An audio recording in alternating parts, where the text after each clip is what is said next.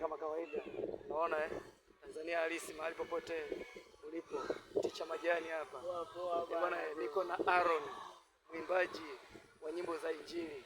One day tutakuja utuone kwenye TV bana. Sio tatu tunaongea tupo Mloganzila hapa. Mwisho wa siku tutakuja tuonekane kwenye TV. Au sio? Kwanza kusema nilikuwa nataka namba. Bwana unaiona hiyo? Bwana mimi nawapa hai sana Watanzania mahali popote, mashabiki wangu. Nimekutana na kijana wangu hapa, huyu ni kijana wangu.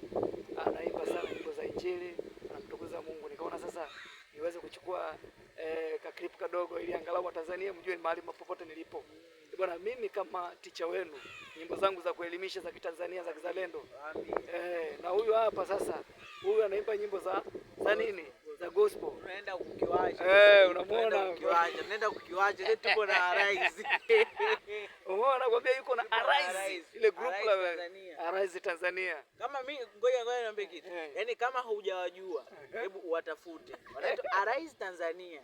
Tafuta hizo nyimbo. Bwana wanapatikana wapi? Hebu una Instagram, una Facebook, una TikTok, una YouTube, bado unatafutia wapi? Tafuta huko kote. Unaandika Arise Tanzania. Sio Arise and Shine. Ni Arise and Shine utapata vitu vingi. Ni Arise. Ukasema Arise Tanzania. Au sio? Bwana chukua hiyo kama kawaida. Barikiwa, si unasema tubarikiwe. Amen.